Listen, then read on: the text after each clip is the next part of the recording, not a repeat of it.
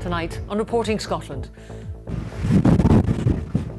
Warnings of 80-mile-an-hour winds and an amber weather alert as Storm Ophelia makes landfall in the southwest. Progress is made in the latest Brexit talks between the Scottish and UK governments. Go. Perfect. More people are learning resuscitation techniques, helping an increasing number of heart attack victims to survive. Thankfully for me, they'd taken the time to learn CPR and I'd made a very good job of it, and I owe them my life. Also in the programme, the new Kilmarnock boss Steve Clarke says the director's vision for the club persuaded him to move to Rugby Park.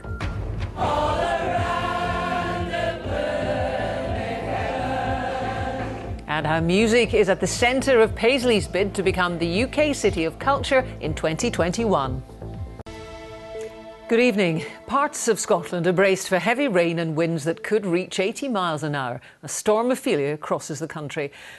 And we'll have an extended weather forecast at the end of the programme.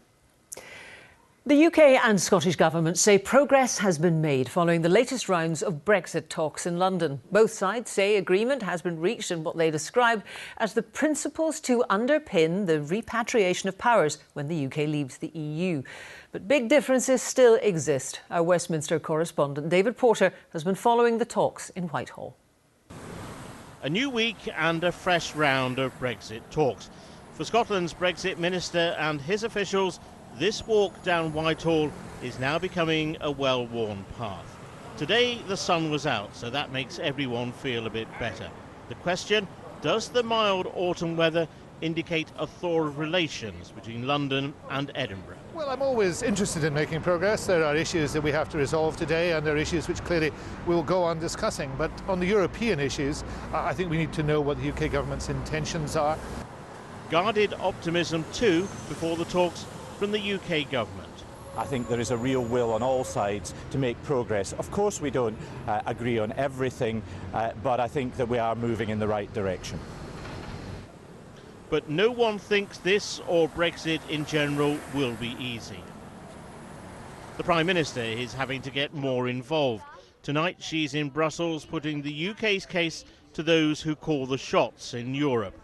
Despite the show of camaraderie for the cameras, Theresa May's cabinet is deeply split over Brexit, with regular briefing wars breaking out from both sides. And the Scots, the Welsh and the Northern Irish are all wanting their say. Hence today's meeting of what's become known as the Joint Ministerial Committee. After the talks, some signs of progress. Well, I think you'll see from the principles we've agreed today that talk of a power grab is now behind us.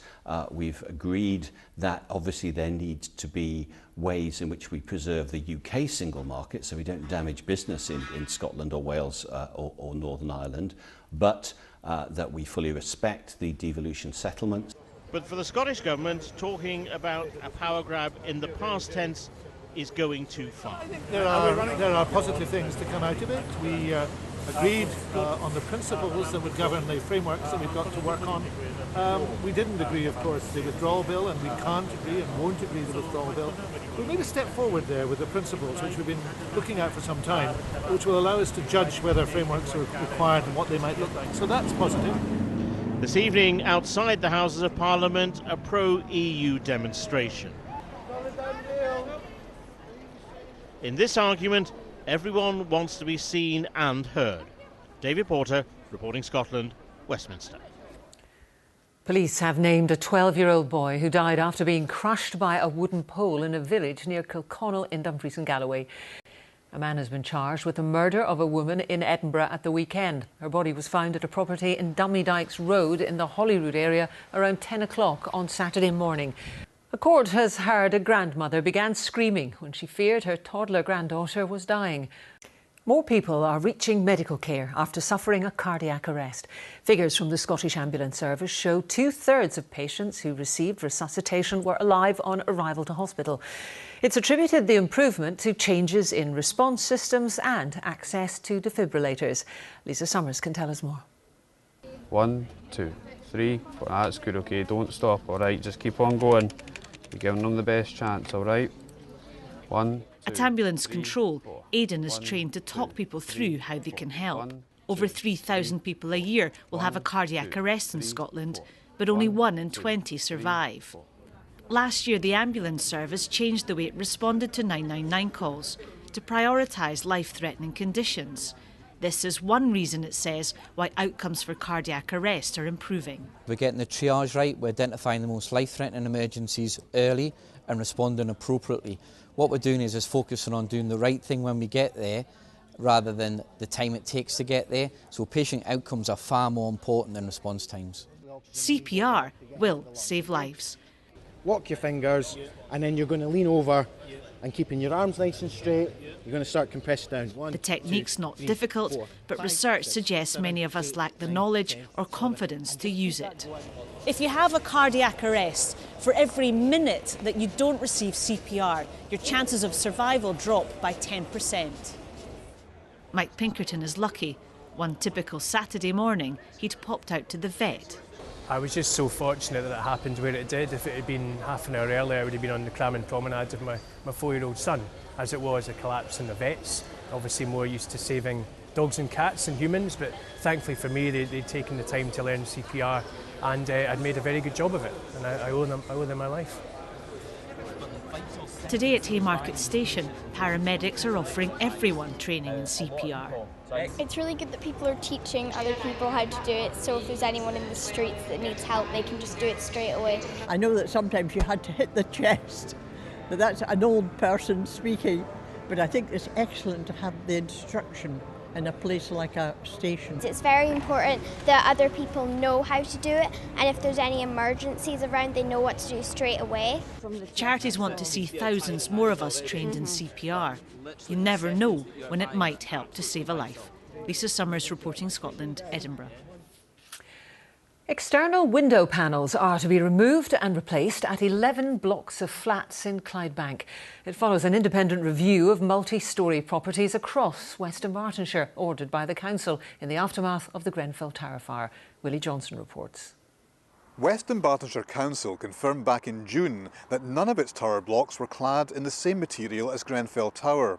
But despite that, the council decided to commission its own additional independent fire safety assessment of its various high-rise properties. And it's that review that's led to this recommendation to remove and replace panels from beneath the windows at 11 tower blocks across Clydebank, 5 at Dolmuir, 5 here at North Drumree and 1 at Kilbowie. Now, the council does insist that the panels in question are in no way similar to those used at Grenfell and that they do meet current building standards.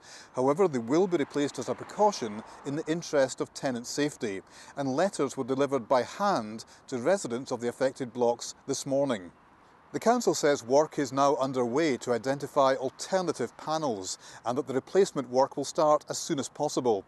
It's also recommending that other councils and housing associations across Scotland with similar properties to this might consider doing their own independent fire safety assessments.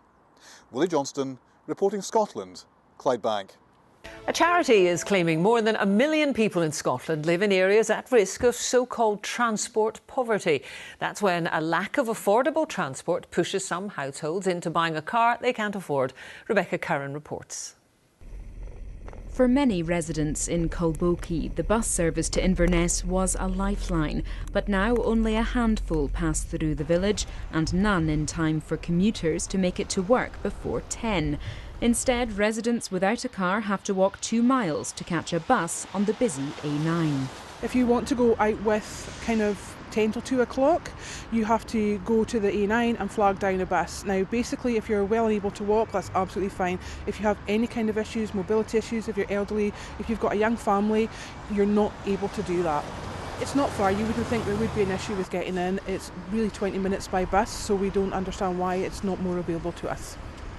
Sustrans, a sustainable transport charity, says the problem isn't unique. It's claimed more than 1 million people in Scotland live in areas at risk of so-called transport poverty. That's when a lack of affordable transport pushes some households into buying a car, which they can't afford. People are said to be at risk when there's a lack of affordable options to get to work or access essential services. The charity found the Highlands has the highest percentage of so-called high-risk areas at 11%, followed closely by Fife at 9% and Dumfries and Galloway at 8%. East Ayrshire, North Lanarkshire and Aberdeenshire are also identified as high-risk areas, all at 6%. We really thought we'd be looking at an issue in rural Scotland, but what we found was that in small towns in the central belt of Scotland and in rural Scotland, towns that are classed as accessible, we have the greatest problem, and that tends to be that a lot of the essential services have been removed from a town or a suburb and relocated in a bigger town nearby, and very often the transport links can be really infrequent and difficult. Transport Scotland says the Scottish Government supports sustainable transport and encourages the use of bus, rail and new technologies like low-carbon vehicles. Rebecca Curran reporting Scotland. As European Commission President Jean-Claude Juncker sits down to dinner with Theresa May in Brussels tonight, one of his commissioners, Carlos Moedas, is in Edinburgh, and he's been speaking to our political correspondent Glenn Campbell. So, Glenn, what's he been saying? Well, Commissioner Moedas is addressing the Royal Society of Edinburgh as we speak, and as Commissioner for Research, Science and Innovation, he's actually responsible for funding quite a lot of important projects in Scotland. Everything from Scottish scientists looking into gravitational waves to a Scottish company practically applying the science that makes it possible to turn tidal power into electricity. And although the UK is a net financial contributor to the EU, when it comes to science, it, and in particular Scotland, get more out in cash terms than is put in. And of course, there's a great deal of uncertainty as to what will happen with these programmes when Brexit takes effect. And tonight, of course, there is deadlock between the UK and the EU. No breakthrough allowing talks over a future relationship to take place until there is more detail on the arrangements for the so-called divorce. But as you say, Prime Minister Theresa May and the President of the European Commission, Jean-Claude Juncker, are sitting down for dinner in Brussels tonight. So what chance of a breakthrough? It's normal that in a negotiation there's ups and downs, there's moments where things at least externally seem that they're not advancing, and people get anxious, and but that's all part of a negotiations. And I think that in both parts, also at the level of the chief negotiator, you also have two very smart, intelligent and very unique people that I'm sure want to work for the good, and the good is to find a deal. So the EU side hope for a deal, the UK side hope for a deal, but we're told the UK government is also preparing for the possibility of a no-deal scenario, and certainly the scientific community would be very worried about the impact on that on scientific collaboration across Europe. Very much, Glenn Campbell in Edinburgh for us. Well, despite the disappointment of failing to qualify for next year's World Cup, judges of the UK City of Culture will begin their final assessment of the 5 contenders next week. Sunderland. And now a reminder of tonight's main news. 3 people have died in Ireland as Storm Ophelia hit landfall with gusts of nearly 100 miles an hour.